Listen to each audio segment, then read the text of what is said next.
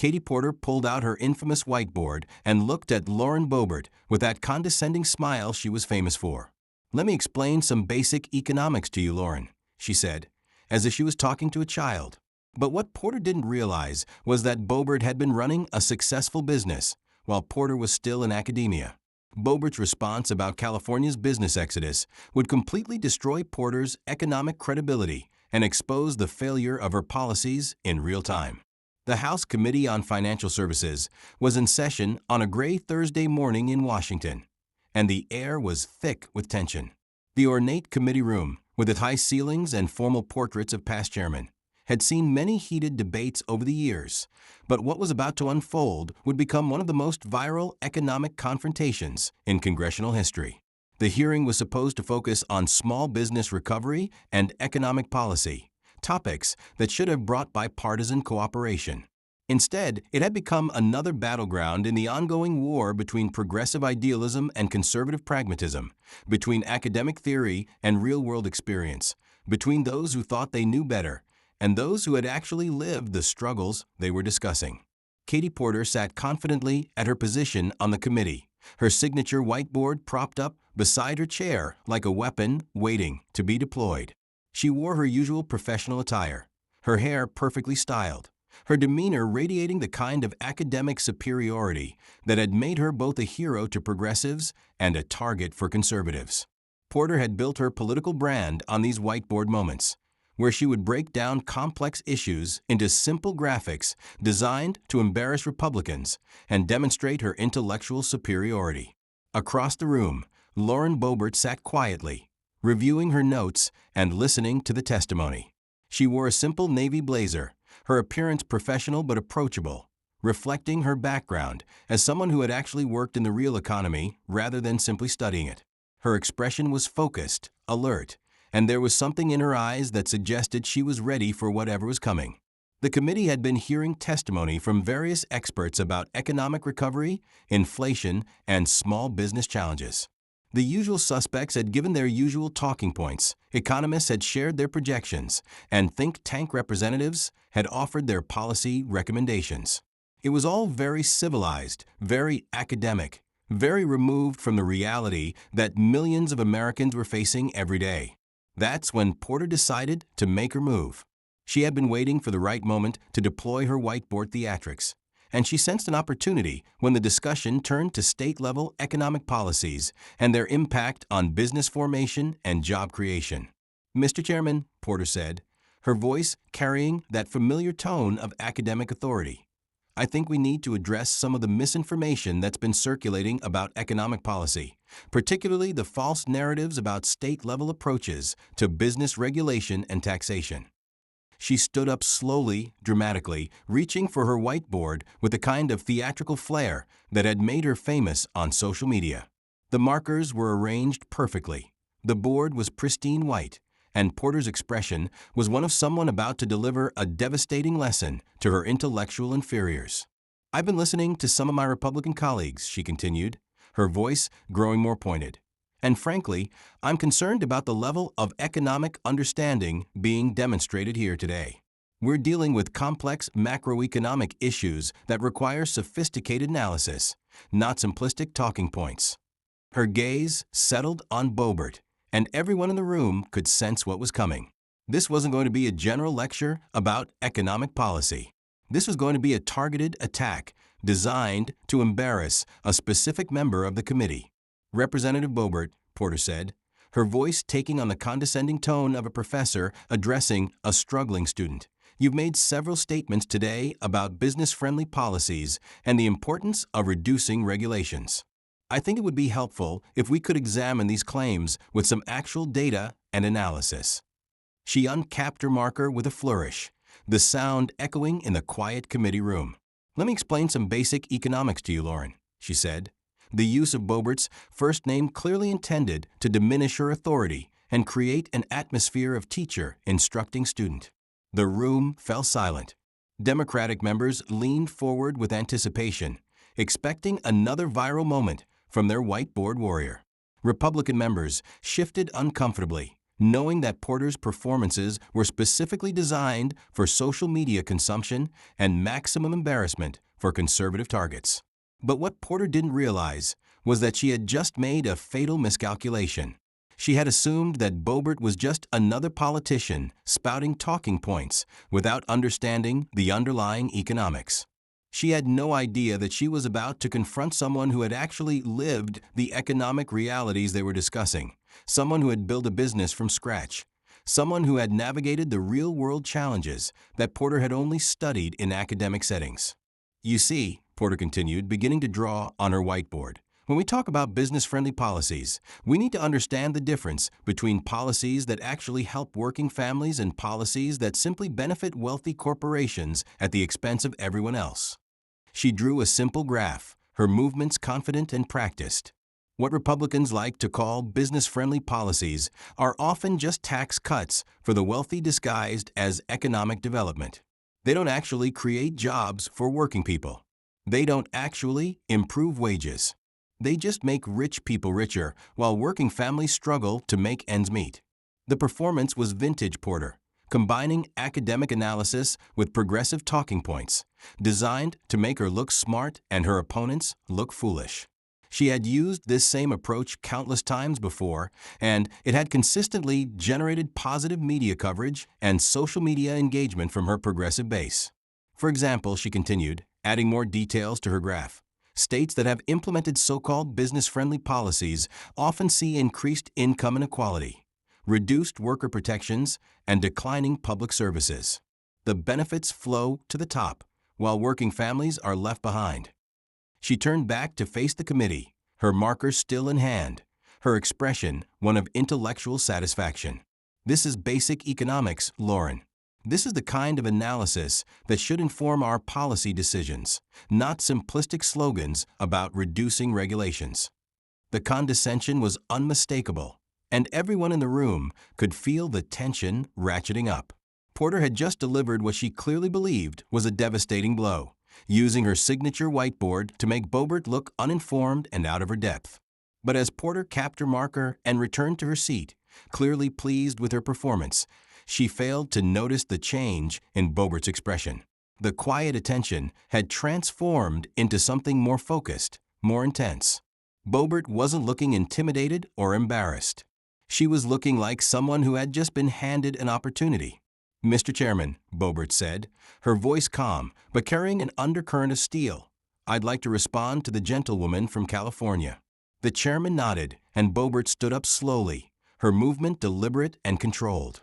She didn't reach for a whiteboard. She didn't need props or theatrics. She had something more powerful than visual aids. She had real-world experience and hard data that would expose the gap between Porter's academic theories and economic reality. "Thank you, Katie," Boebert said, her voice carrying across the room with unmistakable authority, "for that fascinating lesson in basic economics. I particularly enjoyed the part where you explained how business-friendly policies don't actually help working families." She paused, letting her words sink in, her gaze steady and unwavering. "But I have to ask you something, and I think everyone in this room would like to hear your answer. If your economic theories are so sound, if your understanding of business policy is so sophisticated, then why are businesses fleeing California in record numbers?" The question hit the room like a thunderbolt. Porter's confident expression faltered slightly, but Boebert was just getting started. "You see, Katie, while you've been studying economics in academic settings, I've been living it. I've been running a business, meeting payroll, dealing with regulations, and watching how different policies actually affect real people in the real world. And what I've observed doesn't match up with your theories at all." She began walking around the committee table, her energy commanding the room's attention. "Let me give you some basic economics, since you seem to think I need the lesson. In 2021 alone, over 300 companies relocated their headquarters out of California. That's not a theory, Katie. That's a fact. That's not academic speculation. That's businesses voting with their feet." The data was devastating, and everyone in the room knew it. Porter's academic theories were about to collide with harsh economic reality. "Tesla moved to Texas," Boebert continued, her voice growing stronger with each example. Oracle moved to Texas. Hewlett-Packard Enterprise moved to Texas. Charles Schwab moved to Texas. These aren't small businesses making emotional decisions. These are major corporations with teams of economists and analysts who study exactly the kind of data you like to put on your whiteboard. She stopped directly across from Porter, her gaze intense and unwavering. And they all came to the same conclusion. California's policies are hostile to business, hostile to job creation, and hostile to economic growth. So hostile that it's worth spending millions of dollars to relocate rather than continue operating under your sophisticated economic policies. The silence in the room was deafening. Porter sat rigid in her chair, her whiteboard suddenly looking less like a weapon and more like a prop in a failed performance. But it's not just major corporations, Boebert continued, her voice taking on a more personal tone. It's small businesses too. The kind of businesses I used to run. The kind of businesses that actually employ working families in meaningful numbers. California has lost over 15,000 small businesses in the past 2 years alone. She pulled out a document from her folder. I have the actual data here, Katie. Not theories, not projections, not academic models. Real numbers from real businesses making real decisions about where they can actually afford to operate. The document rustled as she unfolded it, the sound somehow emphasizing the weight of the evidence she was about to present. California's corporate tax rate, 8.84%. Texas corporate tax rate, 0. California's personal income tax rate, up to 13.3%. Texas personal income tax rate, 0. California's regulatory compliance costs for small businesses, an average of $134,000 per year. Texas, a fraction of that. Each statistic landed like a physical blow, and Porter's academic confidence was visibly crumbling. These weren't the kind of numbers that could be dismissed with whiteboard graphics and progressive talking points. So let me ask you again, Katie, Boebert said, her voice carrying the weight of undeniable evidence. If your economic policies are so effective, why are businesses and families fleeing your state in record numbers? Why is California experiencing the largest population exodus in its history? Why are working families leaving the state you represent to find opportunity in states with the exact policies you just criticized?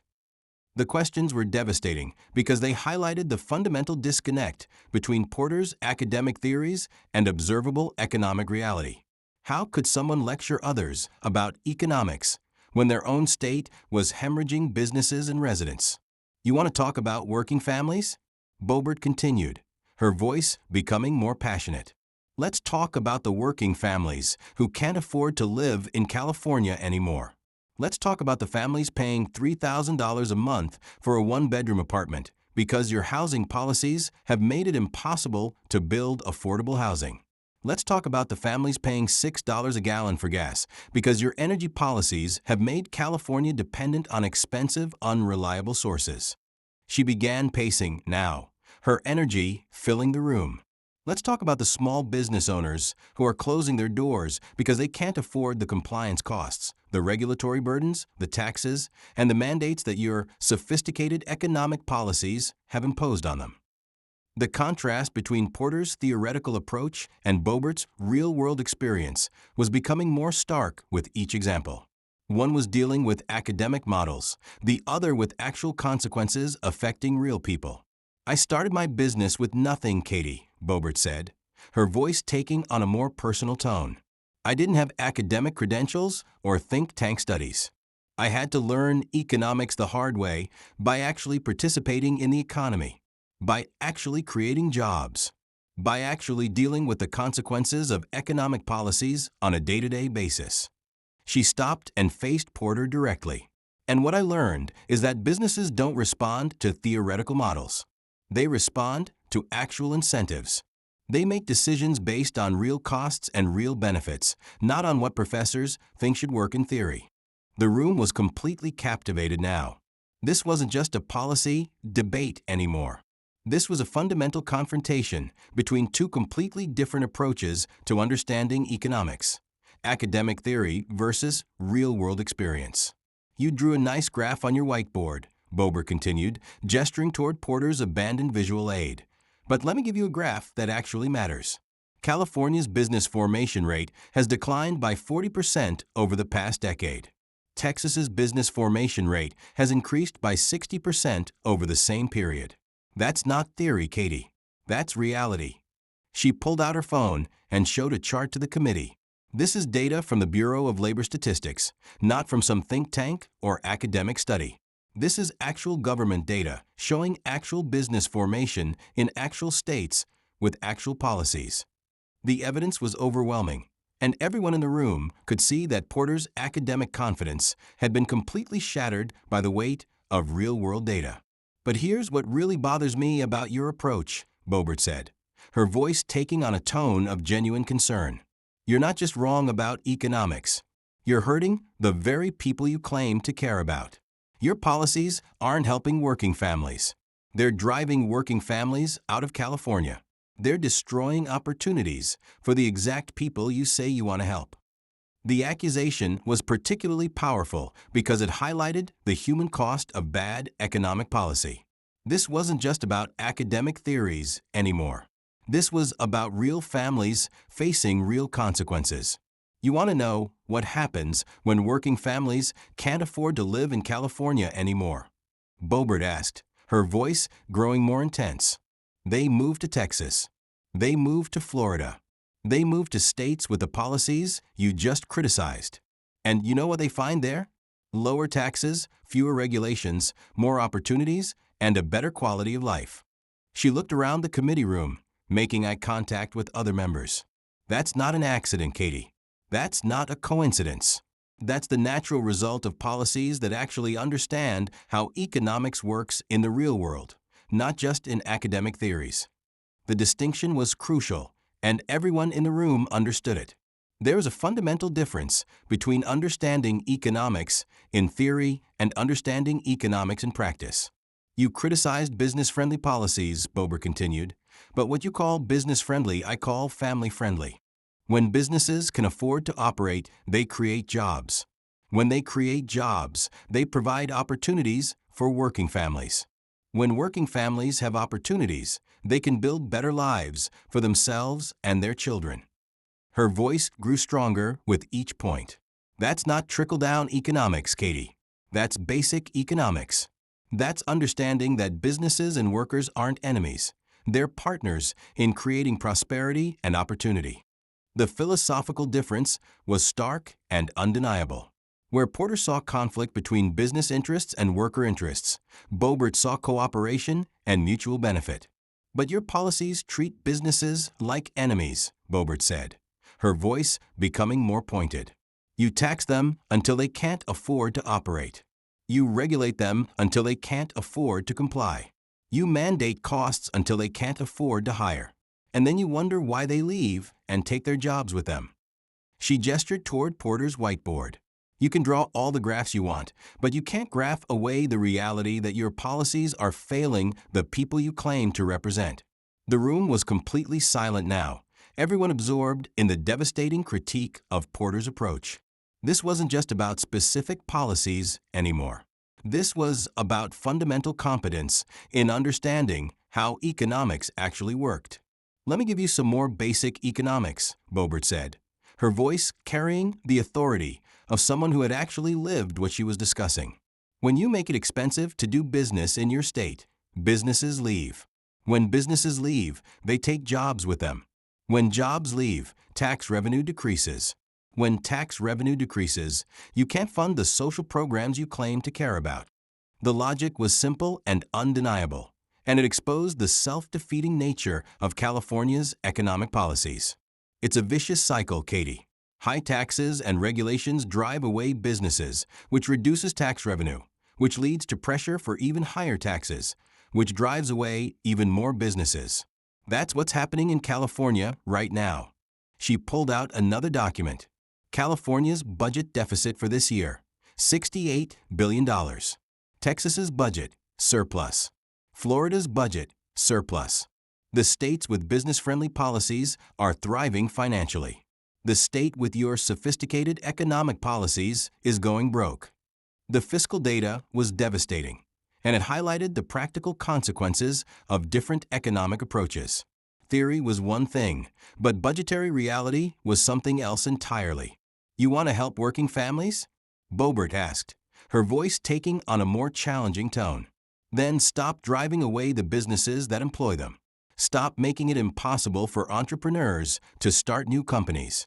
Stop treating job creators like villains who need to be punished instead of partners who need to be supported." The message was clear and powerful. Good intentions weren't enough if the policies designed to implement them actually hurt the people they were supposed to help. "I didn't need a PhD in economics to understand this," Boebert continued, her voice reflecting both humility and confidence. "I just needed to actually run a business, actually meet payroll, actually deal with regulations, actually face the real-world consequences of economic policies on a daily basis." She looked directly at Porter. "That's the difference between us, Katie. You study economics. I lived it. You theorize about business. I actually ran one. You lecture about working families. I actually employed them." The contrast was stark and undeniable.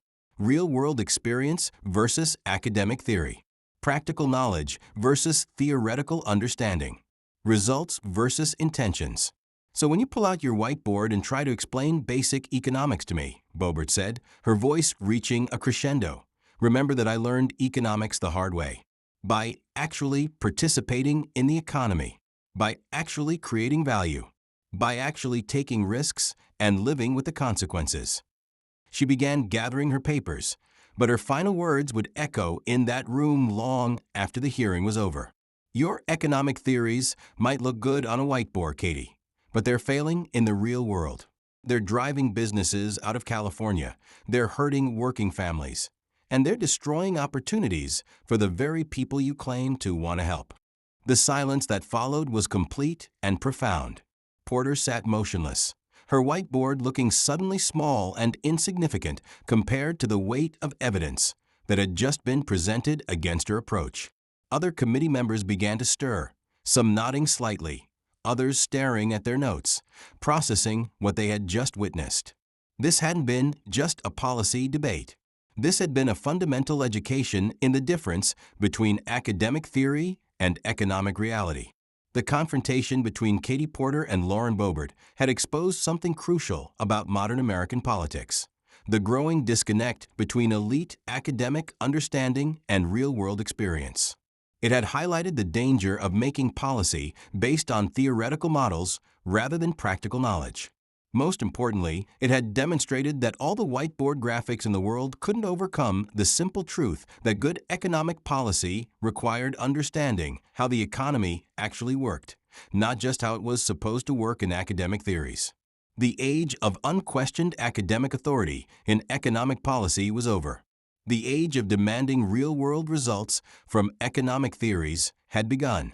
And it had started with a restaurant owner from Colorado who had the courage to challenge an academic from California with the most powerful weapon in politics: the truth.